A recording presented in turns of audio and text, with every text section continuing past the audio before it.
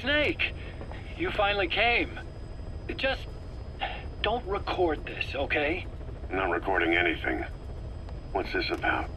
What I'm about to say stays between you and me. It's about the weapon to surpass Metal Gear. You know a researcher by the name of Clark? He works in the biotech industry, real advanced stuff. His area is bioengineering, but lately he's also gotten into genetic research. Never heard of him. Well then, what do you know about cloning? I think I've heard enough. Hold on, this is important. Cloning lets you create a genetic copy of an organism. You take the nucleus of one of its cells, and you swap it with the nucleus of an unfertilized egg from another member of the same species. They started out working with plants, but since then they've had success with other organisms, including mammals. It's a hot area for a lot of places right now. Corporations, universities, research groups. There's no shortage of scientists out to get famous and patent their work, with morality taking a back seat. Isn't that a little outside your field? It's got nothing to do with my research. But I thought it might be of interest to you. Cloning, and Dr. Clark, I mean. Go on. Now, this is really highly classified stuff, but I've heard that an American biotech company has successfully cloned a human being.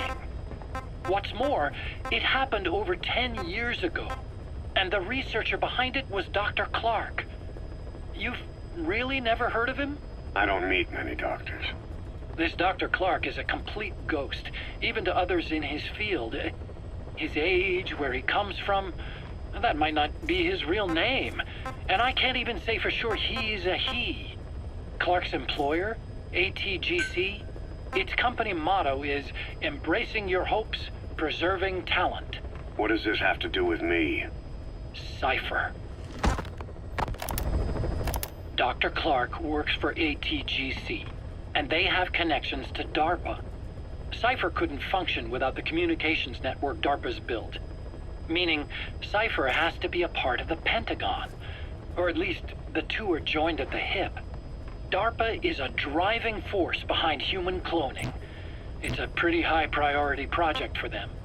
And this Dr. Clark, some say he's a pivotal player in Cypher. But that's not all. Every cell nucleus in an organism contains the genetic information for that organism. Think of it as a blueprint for life. Clark appears to be working on how to decode this information and rearrange it at will. If you could do that, it would mean being able to custom design human beings for specific purposes. Can you believe that? Suppose for a moment that this is all fact. A man of your talents, if your genetic information died with you, that would be a terrible loss for mankind. But what if mankind could preserve you for future generations by cloning you? All right, enough. I get the idea. Look, I know it's inductive reasoning, but this weapon to surpass Metal Gear they're developing in Africa, I believe it's something that uses this new technology. Speaking as a fellow scientist, it chills me to the bone. That's rich coming from you. If genes serve as our blueprint, then I wonder if they include an impulse that drives us to tweak the design. Can you imagine that? Genes, encoded with information that wants its children to decode it. Is life itself putting the direction of our next evolution in the hands of scientists? I guess it would take some real arrogance to believe that. And yet, it could be what Cypher's after. I think you're barking up the wrong tree. But that was an interesting story. It'd make a good movie.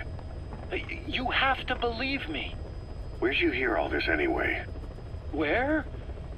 I just overheard it in bits and pieces while I was forced to do that research for them. Right. Wait a minute. Look, I want to help you. I want to be of service here. I'm risking my life with this. Is that so? Maybe it's time we brought someone else into the conversation. No, not him. Not Ocelot. You can't do this.